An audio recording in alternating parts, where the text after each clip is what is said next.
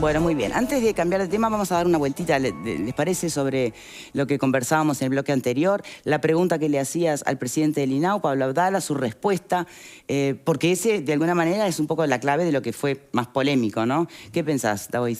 No, yo creo que ese fue un artículo polémico por una razón. O sea, en realidad siempre parece una muy buena cosa la adopción, y lo es en términos generales, pero si no está acompañada de lo que bien mencionaba Abdala, o sea, un entorno que asegure que esa familia es, digamos, es la que corresponde a las características de ese niño, muchas veces fracasa. Y además hay también, yo conocí a nivel profesional, antes del Código de la Niñez y Adolescencia, algunas situaciones que realmente eran complejas, yo diría abusivas, en términos, ¿no? Porque muchas veces familias que buscaban satisfacer una necesidad personal más que atender la situación de un niño.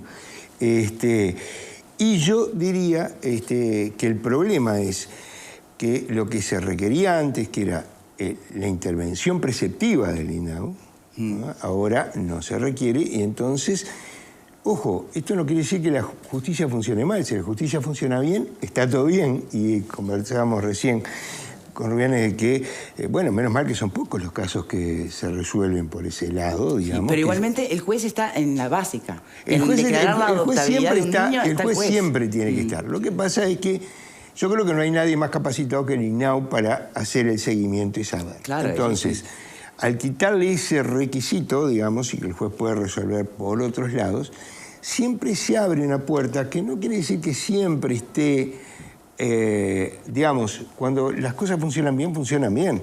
El problema es cuando, cuando digamos, hay una situación, y yo voy a poner... Como puede pasar, ojo, porque tampoco seamos... te pasa en tu propia familia biológica. No, totalmente, ¿no? Totalmente. Pero yo quiero decir, por ejemplo, en los primeros meses del año 2020, 2021, se denunciaron algunas situaciones de intentos de adopción eventualmente abusivos en situaciones de padres discapacitados. Esto quiero recordarlo porque llevó inclusive esa situación de denuncia a que la persona que estaba que era la directora de la parte de discapacidad, tuviera que renunciar a la MIDES. Entonces, la posibilidad de que haya un problema siempre existe. Entonces, yo me parece que ahí se quitó una garantía. Y ojo, es decir, esa es...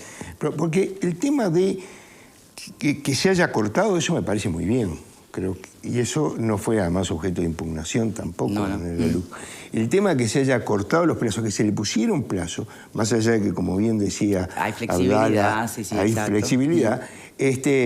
Hizo muy bien porque obligó a los actores a apurar, digamos, a no caer en la burocracia que siempre se cae. Pero las garantías, como tú decías, tienen que estar. Y entonces, yo ponía un ejemplo, es decir, y esto es válido para otro tipo de cosas, es decir, cuando a veces las medidas, es decir, cuando uno baja una garantía, no quiere decir que siempre funcione mal, porque si el aparato funciona bien y la autoridad se preocupa, igual sigue funcionando porque las garantías las dan quienes ejercen. Por ejemplo, la policía. Pero si la autoridad no está vigilante y no hay garantías, entonces ahí es donde viene el desborde. Esa es la preocupación, digamos. Yo digo, ¿esto es una preocupación que puede tomar grandes niveles? No, pero el problema es que una persona es un problema. Digamos, se cruza una línea con una persona y ya tenemos un problema. Bien. ¿Vos sentías con la cabeza, Marta, cuando hablaba de hoy? Sí, a ver, yo comparto que estos procesos tienen que ser acompañados por técnicos que son los únicos que pueden medir si la situación de ese niño en esa familia es la adecuada o no. El problema que advierto es que el sistema que había antes lo que lograba era que los niños estuvieran demasiado tiempo institucionalizados, las familias por los procesos se fueran desgastando y cuando les llegaba el momento se desinteresaban, y el riesgo de que pasaran la edad, que son mal dicho, atractivos para ser adoptados, hacia que quedaran institucionalizados, que tampoco es una buena cosa. Porque debemos recordar que lo ideal sería que ese niño que llegó hasta allí fue porque fue sacado de una familia o de un núcleo donde tenía problemas.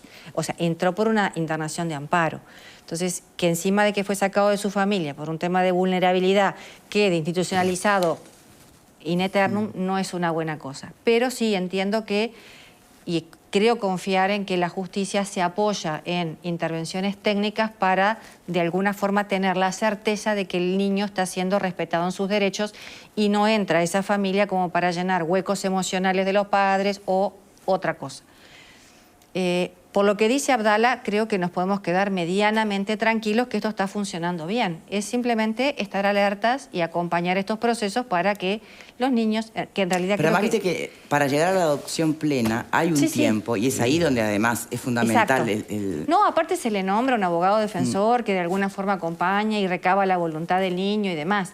Ojo, también tenemos que tener en cuenta que son niños que vienen con ciertas vulnerabilidades y pueden interpretar que están bien en un lugar que no están por su historia personal. Entonces son cosas pero los técnicos lo saben. Pero por eso es la importancia de los técnicos. Claro. Perdón, pero digamos, cuando la adopción se da por orden del juez, no necesariamente, si no hay una obligación del INAU, digamos, no hay un seguimiento como lo hay cuando la adopción se da a través del INAU.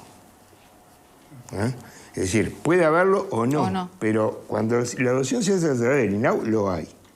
Bueno, el dato este que agregó Abdala de 151, habría 8 casos que se dieron de esa manera más directa del lado del juez sin la intervención del INAU, que es lo que entendí. Sí, sí.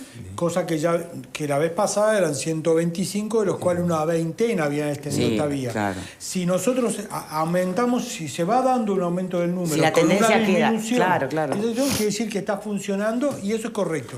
Las garantías están presentes y hay que estar siempre atentos en esas dos cifras, de la global y en cuáles son por esa otra vía más excepcional en la que hubo una participación directa del INAU. Bueno, muy bien. Dejamos esto por aquí entonces. Quiero recordarles antes de cambiar de tema que la línea enjuta no para de crecer, que hay todo un mundo smart enorme ahí afuera para tu comodidad. Además, tu cocina, por ejemplo, mucho más linda y práctica para que cocinar sea mucho más fácil y divertido. Y las nuevas Smart TV con control remoto de voz.